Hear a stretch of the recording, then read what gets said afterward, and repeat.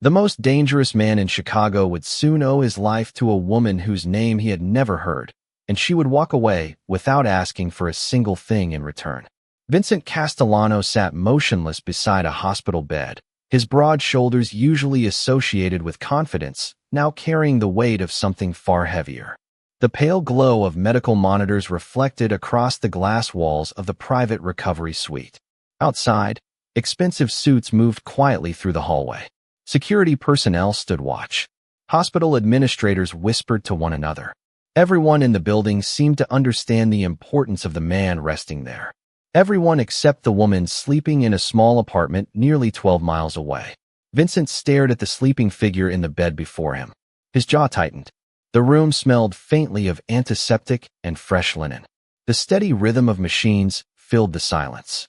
For the first time in years, a man who controlled businesses, properties, and countless lives felt powerless. Then his eyes lowered to a simple card resting on the bedside table. No signature, no request for recognition, no expectation of reward. Just a donor identification number and a brief note from the hospital staff. Rare blood donor. Emergency response successful. Vincent looked at the card for a long moment before speaking quietly. Who are you? The question hung in the air unanswered. 3 days earlier. Rain tapped softly against the hospital windows as Naomi Carter guided her mother through the crowded emergency entrance. The fluorescent lights overhead buzzed softly while exhausted nurses hurried from one patient to another. Naomi adjusted the strap of her worn handbag and glanced toward the admissions desk. She had been awake since 5 that morning. First, a 4-hour cleaning shift at a luxury condominium. Then an afternoon helping an elderly client organize boxes in a storage unit. Now, after receiving a worried phone call from her mother, she found herself standing inside one of Chicago's busiest hospitals. Her feet ached. Her shoulders felt heavy. But she smiled anyway. She always smiled for her mother. I'm sorry to drag you out here. Again, baby, her mother said softly. Naomi squeezed her hand. You never have to apologize for needing me. Her mother returned a tired smile. The waiting room was crowded. Families filled every chair. Television screens displayed muted news broadcasts. Somewhere down the hallway, a child laughed. Somewhere else, a nurse called out a patient's name. It felt like any ordinary evening. Until suddenly it wasn't. A sharp announcement echoed through the hospital speakers. Attention! Emergency request.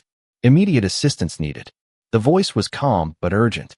Conversations stopped. Heads turned. Naomi looked up. Hospital personnel moved quickly toward a nearby corridor. Another announcement followed. A patient in critical condition required an extremely rare blood type. Immediate donors were needed. Time was limited. Naomi froze. Her heart skipped once, then twice. She knew that blood type. She knew because she carried it herself. Years earlier, during a community blood drive, doctors had told her how uncommon it was. Rare enough that many hospitals struggled to find matches during emergencies. Around her, people exchanged nervous glances before returning to their conversations. Most could do nothing. Most would simply continue with their evening. Naomi looked toward her mother. Her mother saw the change in her expression immediately. You're thinking about doing it, aren't you? Naomi stared toward the hallway where nurses continued rushing past. Somewhere beyond those walls, someone was fighting for another chance at life. She didn't know who they were. She didn't know their age, their story, or their mistakes. She only knew one thing. They needed help. And in that moment, she quietly stood from her chair. Naomi's mother watched her daughter for several seconds before speaking. You worked all day, she said quietly.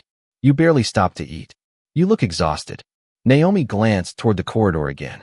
The announcement had ended, but the urgency lingered in the air like an approaching storm. Hospital staff moved quickly. Phones rang. A pair of nurses hurried past carrying clipboards. Somewhere beyond those walls, doctors were racing against time. I know, Naomi answered softly. But if I am a match, maybe I can help. Her mother sighed, already knowing the decision had been made. Naomi had always been this way. Ever since she was a little girl, she could never ignore someone in need. Whether it was helping a struggling neighbor carry groceries or spending her last few dollars on a meal for a stranger, she had a habit of putting others before herself. Sometimes it worried her mother. Sometimes it made her proud. Usually it did both. A nurse standing near the information desk overheard Naomi's question and approached immediately. You think you might have the blood type we need? Naomi nodded. Within minutes, she was being guided down a brightly lit hallway toward a screening room. The farther she walked, the quieter the hospital seemed to become. The waiting room noise faded behind her. The smell of coffee and vending machine snacks gave way to the sterile scent of disinfectant and fresh linens. A technician reviewed her information and performed a rapid test. Naomi sat patiently in the chair, rubbing her tired hands together while she waited. 5 minutes felt like 50. Finally, the technician returned. Her expression shifted the moment she looked at the results. You are a match. Naomi blinked. For a moment, the words felt unreal. Out of all the people in the hospital that evening, she happened to be one of the few who could help. The technician smiled with visible relief. You have no idea how important this is. Naomi looked down at the floor. She was not thinking about being important. She was thinking about the unknown person waiting somewhere nearby. A physician arrived shortly afterward.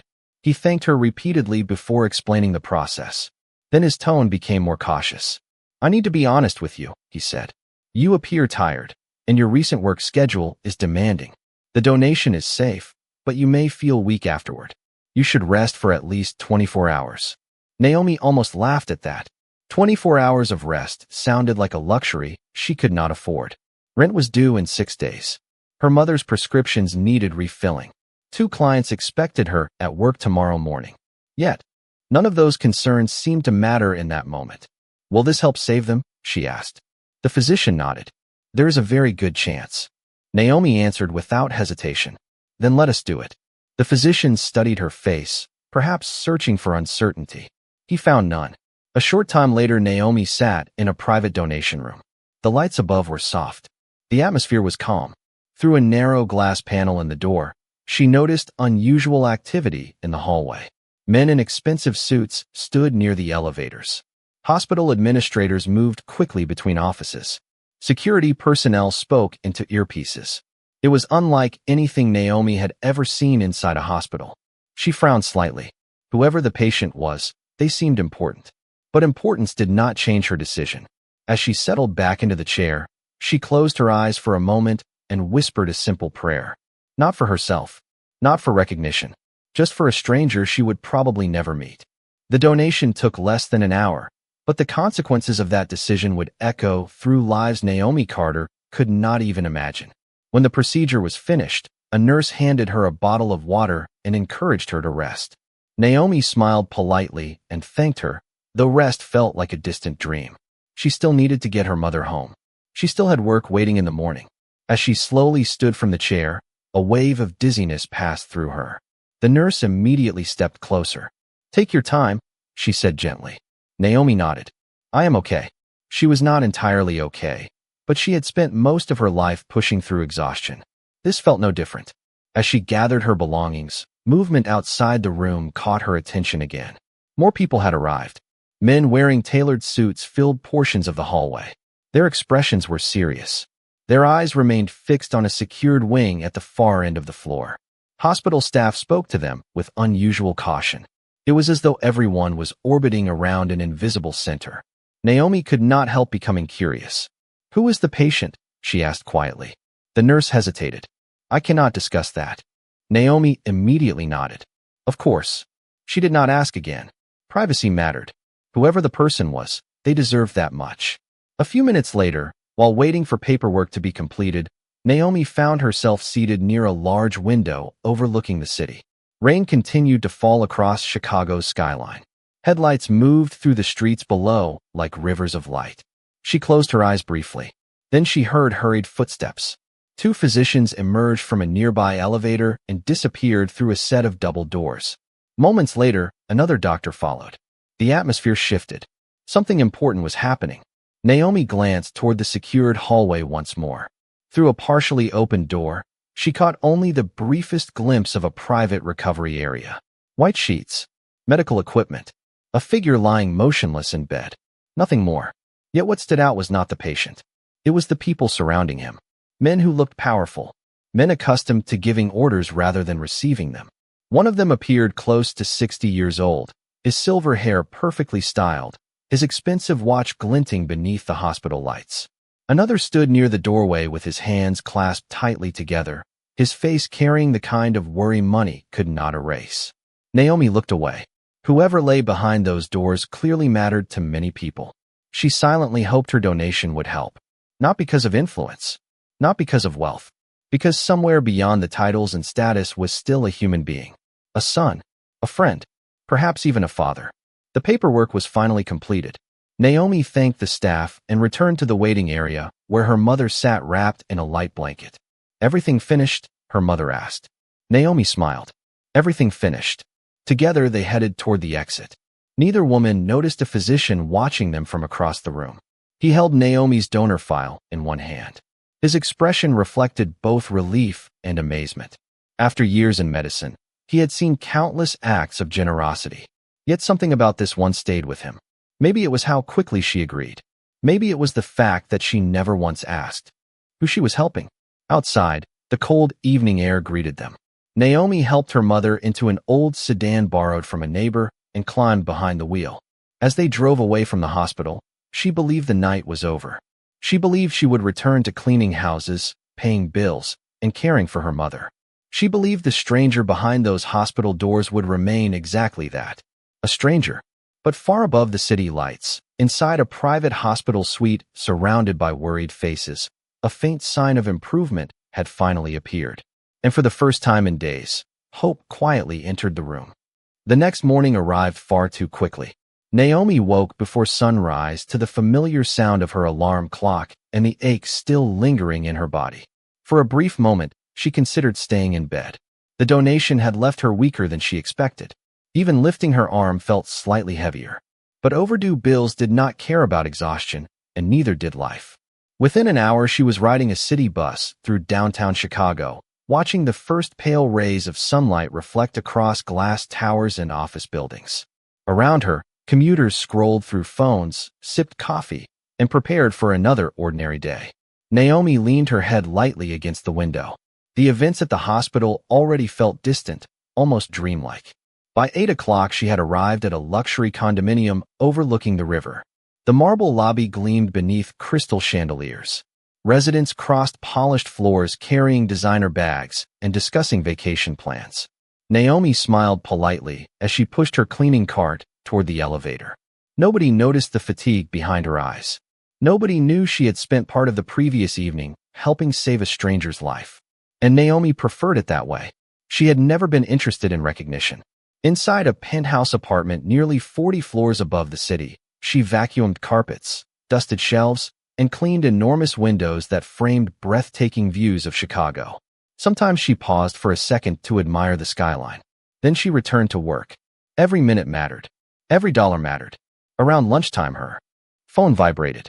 The message came from the pharmacy. One of her mother's prescriptions would need refilling within 3 days. Naomi stared at the screen. She already knew the cost. She also knew exactly how much money remained in her checking account. Not enough. She quietly slipped the phone back into her pocket and continued working. Worry had become such a constant companion that she barely noticed it anymore. Later that afternoon, another problem arrived. Her landlord called while she was cleaning a guest bedroom. Naomi stepped into the hallway to answer.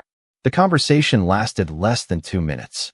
When it ended, she stood silently staring at the wall. Rent was due at the end of the week. The landlord wanted assurance that payment would arrive on time. Naomi gave the same answer she always gave. She would do her best. Yet deep down she was no longer certain that would be enough. Meanwhile, across the city, a very different conversation was taking place. Inside a private hospital suite, doctors reviewed encouraging reports while several men in expensive suits listened carefully. The patient had improved significantly overnight. Recovery remained uncertain, but hope was growing stronger with every passing hour. One physician finally lowered the chart in his hands. "The donor made a tremendous difference," he said. Silence followed. Then a simple question came from near the window. "Do we know who she is?" The doctor hesitated. Privacy regulations limited what could be shared. Yet the question lingered inside the room. Someone had stepped forward when almost nobody else could. Someone had changed the outcome of an impossible situation. Back in her small apartment that evening, Naomi sat beside her mother at the kitchen table eating soup and reviewing household expenses. Numbers filled a worn notebook. Utilities, groceries, medication, rent. The figures never seemed to work in her favor. Yet somehow she always found a way forward. As she closed the notebook, she glanced out the window at the fading sunset. She believed tomorrow would look exactly like today. Another cleaning shift, another bus ride, another struggle to keep everything together. She had no idea that powerful people were already asking questions about her. And she certainly did not know that the stranger she had helped was beginning to search for the woman whose kindness had altered his future. 3 days after the donation, Vincent Castellano opened his eyes to a world that felt strangely different. Morning sunlight spilled through the tall windows of the recovery suite, casting pale gold across polished floors and expensive furniture that had been brought in to make the hospital room feel more comfortable. Yet comfort was not what occupied his mind. The first thing he noticed was the silence. The second was the relief on the faces around him. His longtime attorney sat near the window. His chief financial officer stood beside a table covered with reports. Even the hospital staff seemed unable to hide their smiles. Vincent had spent years building an empire through discipline, patience, and relentless determination. People depended on him. Businesses depended on him. Entire communities relied on decisions he made every day.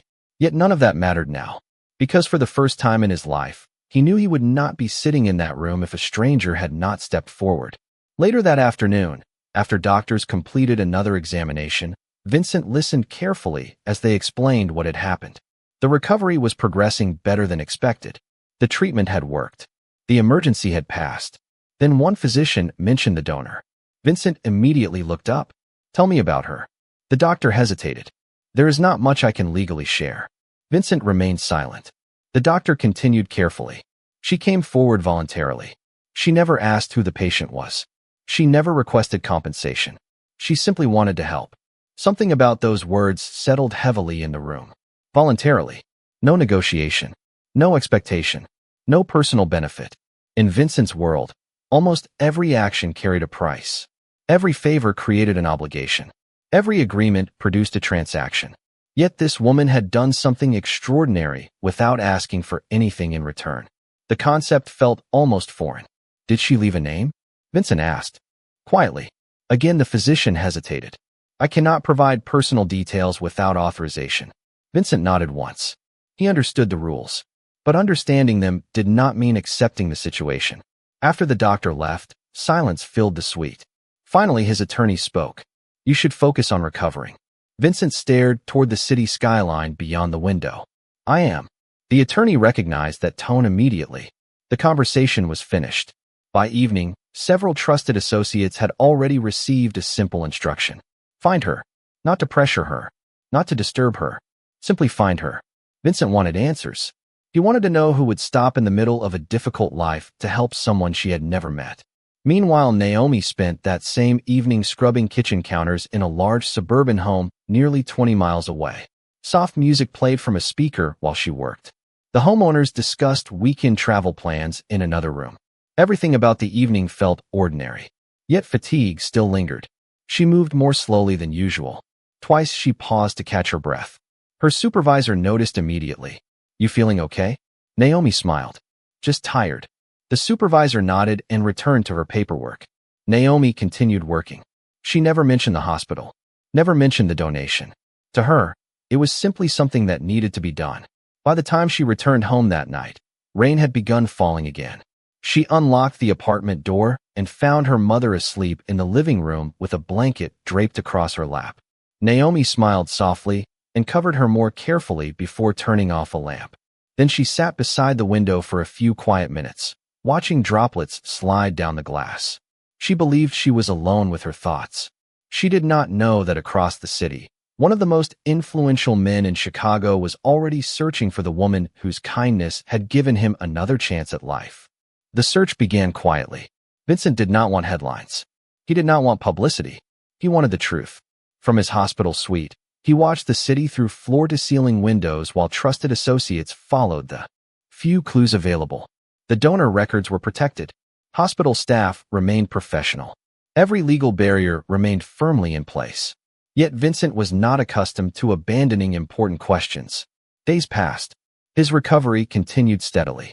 Doctors approved short walks through the private wing. Advisors returned with business reports. Meetings resumed. Phone calls resumed. The machine of his world slowly came back to life. But one question remained at the center of his thoughts. Who was she?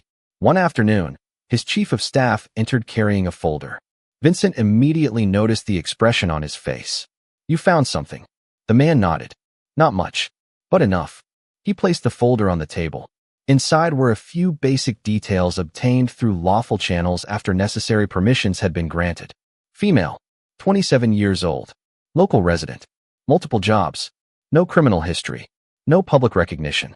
No social media presence worth mentioning. The profile seemed almost impossibly ordinary. Vincent stared at the information. Most people spent their lives trying to be noticed. This woman seemed to spend hers helping others while remaining invisible. Keep looking, he said quietly. Meanwhile, Naomi's week was becoming increasingly difficult. The pharmacy bill arrived sooner than expected. One cleaning client canceled 2 scheduled appointments. Another reduced hours. By Friday afternoon, Naomi sat at her kitchen table staring at numbers that refused to cooperate. Her mother noticed immediately. How bad is it? Naomi forced a smile. Nothing I cannot handle. Her mother gave her a look that only mothers possess, the kind that saw directly through every attempt to hide worry. You do not always have to carry everything by yourself.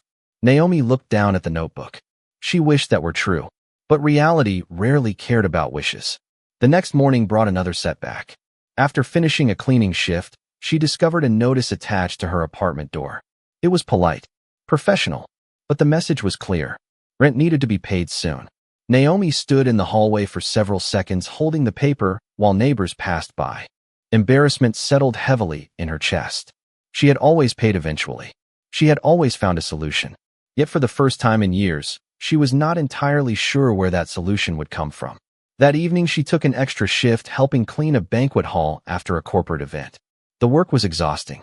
By midnight her feet burned and her shoulders ached. Still she continued. Across the city, Vincent sat in his office for the first time since leaving the hospital. The room was elegant without being excessive. Dark wood, soft lighting, shelves lined with books collected over decades. He reviewed contracts and reports with his usual focus until his attention drifted toward the folder resting beside him. He opened it again. There was now a name. Naomi Carter. He read it twice. Then a third time. Strange. After everything she had done, the name somehow felt familiar despite belonging to someone he had never met. A quiet knock interrupted his thoughts. His chief of staff entered once more. We have an address. Vincent looked up slowly. For a moment neither man spoke. Outside, the city lights shimmered against the night sky. Inside, a decision had already been made. Somewhere in Chicago, Naomi Carter was finishing another exhausting shift, completely unaware that the distance between their two worlds had just become much smaller. Saturday arrived beneath gray skies and a steady wind that swept through the city streets. Naomi stood in front of her apartment building holding a folded envelope that contained every dollar she had managed to gather. It was still not enough. She stared at the numbers one final time before slipping the envelope back into her purse. Around her, life continued normally. Children rode bicycles along the sidewalk. Neighbors carried groceries upstairs. Cars passed by without slowing. Yet Naomi felt as though she were standing at the edge of something uncertain. Earlier that morning, her landlord had called again. The conversation had remained polite, but the message was impossible to ignore. More time could not be guaranteed. Naomi understood. The building owner had responsibilities too. Bills existed on every side of the equation. Still, the reality settled heavily on her shoulders. After helping her mother prepare breakfast, she left for another cleaning shift across town. The house belonged to a successful family who were hosting guests that evening. Every room needed attention.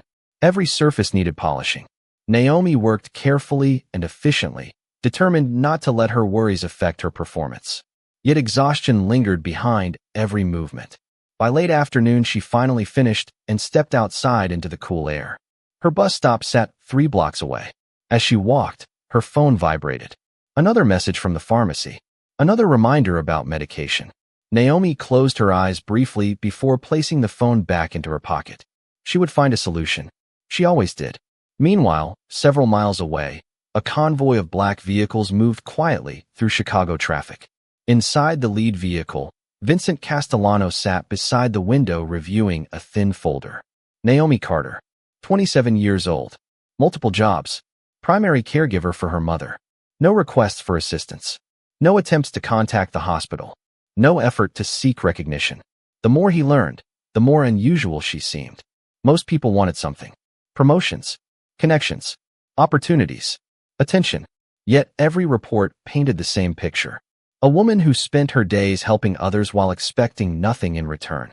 Vincent closed the folder and looked outside. "Are you certain about the address?" he asked. "Yes," his chief of staff replied. Silence followed. Back at the apartment building, Naomi had just returned home carrying a small grocery bag. The elevator was out of service again, forcing her to climb 3 flights of stairs. By the time she reached her floor, her legs ached. She unlocked the apartment door and was about to step inside when she heard an unfamiliar sound outside. Engines. Several of them. The noise drew the attention of neighbors almost immediately. Curtains shifted. Doors opened. Curious faces appeared in hallways and windows. Naomi frowned and glanced toward the street below. Her breath caught. A line of luxury vehicles had stopped directly in front of the building. The kind of vehicles she normally saw only in magazines or outside downtown hotels. Men in tailored suits stepped onto the sidewalk. Calm, professional, purposeful. Every instinct told Naomi that something was wrong. Her first thought was that they had the wrong address. Her second thought was far more unsettling. One of the men looked up toward her building. Then another. Moments later, a tall figure emerged from the rear vehicle. The entire street seemed to grow quieter. Neighbors stopped talking. Even the wind felt softer. Naomi had never seen him before, yet something about his presence immediately commanded attention. The man looked toward the building entrance. Then slowly, deliberately, his eyes lifted until they met hers. And for the first time since the night at the hospital, 2 completely different worlds finally collided. Naomi remained frozen in the hallway as the man approached the entrance of her building. Around her, curious neighbors whispered behind partially opened doors. Some watched from windows. Others stood openly on the sidewalk, unable to hide their fascination. The expensive vehicles alone were enough to attract attention, but the man stepping from the center vehicle carried something far more powerful than wealth. He carried presence. Calm. Absolute confidence. Naomi tightened her grip on the grocery bag in her hand. Every instinct told her this situation had nothing to do with her. People like him did not appear in neighborhoods like this. People like him did not climb aging apartment staircases to speak with women who cleaned houses for a living. Yet several minutes later, a knock echoed through her apartment door. Her mother looked up from the living room sofa. Naomi swallowed hard and opened it. The man standing outside was even more imposing up close. Tall, well-dressed, composed. Yet there was something unexpected in his expression. Not arrogance, not superiority. Something quieter, almost thoughtful. For a moment neither spoke. Then he extended his hand. "Naomi Carter?" Naomi nodded cautiously. "Yes." The man offered a faint smile. "My name is Vincent Castellano." The name meant nothing to her. She waited. Vincent lowered his hand and studied her face carefully. This was the woman he had spent days searching for. No designer clothing. No expensive jewelry. No signs of privilege. Just tired eyes and quiet dignity. He noticed the worn apartment hallway behind her. He noticed the grocery bag containing store-brand items. He noticed the small details that reports could never fully capture. Finally he spoke. "I believe we met indirectly at St. Gabriel Medical Center." Confusion crossed Naomi's face. Then understanding slowly appeared. The hospital. The donor request. The stranger. Her eyes widened slightly. Vincent nodded. "You were the donor." Silence filled the hallway. Naomi stared at him for several seconds. "You were the patient?" Vincent answered simply. "Yes." Her first reaction was not excitement. Not pride. Not even surprise. It was relief. Genuine relief. "Then you are doing better." Vincent blinked. Of all the responses he had expected, that was not one of them. She had not asked who he was. She had not asked why he arrived with a convoy of vehicles. She had not asked whether he was wealthy. She had simply wanted to know if he had recovered. For reasons he could not entirely explain, that realization affected him deeply. He nodded slowly. "I am here because of you." Naomi shook her head. "No. The doctors helped you." Vincent smiled faintly. "The doctors told me something important. They told me you volunteered without knowing anything about me." Naomi looked down briefly. Someone needed help. The simplicity of the answer stunned him. During the following minutes, Vincent learned more than any report had revealed. He learned about her mother's medical expenses. He learned about the extra jobs she worked. He learned that she had donated despite already being exhausted. Yet the fact that affected him most was this. She had never told anyone what she did. She had not shared the story. She had not sought praise. She had quietly returned to work as if nothing extraordinary had happened. Standing in that modest apartment doorway, Vincent felt something unfamiliar. Respect. Not the kind demanded through influence or success. The kind earned through character. And for the first time in many years, Vincent Castellano realized he was standing in the presence of someone far richer than himself. The conversation lasted nearly an hour, yet when Vincent finally left the apartment building, he carried something far more valuable than answers. He carried perspective. Over the following weeks, life did not magically transform overnight for Naomi. She continued waking before sunrise. She continued caring for her mother. She continued taking buses across Chicago and working long hours. But small changes began appearing in places she least expected. One morning, her mother received a call from a specialist whose waiting list had previously stretched for months. An appointment suddenly became available. Another week brought access to treatment options that had once seemed financially impossible. Then came an unexpected letter from the building owner. Naomi opened it cautiously, expecting another reminder about rent. Instead, she discovered that several months had already been covered through a private charitable assistance program. There was no public announcement, no publicity, no explanation, just relief. Naomi suspected where the help came from, but she never called to ask. Meanwhile, Vincent found himself thinking about her far more often than he anticipated. During meetings, negotiations, and business discussions, he would occasionally remember the simplicity of her answer. Someone needed help. That was all. No strategy, no calculation, no hidden agenda, just kindness. One afternoon, he visited a community center that his organization had quietly supported for years. Previously, he would have reviewed budgets and reports before leaving. This time he stayed longer. He spoke with volunteers. He listened to families. He paid attention. His staff noticed the difference immediately. So did he. The change was subtle, but undeniable. Naomi had saved his life. But what lingered most was not the donation itself. It was the example she had set. Months later, on a bright spring afternoon, Naomi sat beside her mother in a small city park. Children laughed nearby. Flowers bloomed along walking paths. The air carried the promise of warmer days ahead. Her mother looked healthier than she had in years. Stronger. Happier. Naomi smiled as she watched her enjoying the sunshine. Then a familiar voice interrupted her thoughts. "Mind if I sit down?" Naomi looked up and laughed softly. Vincent stood beside the bench wearing a simple jacket instead of an expensive suit. For once, there were no assistants nearby.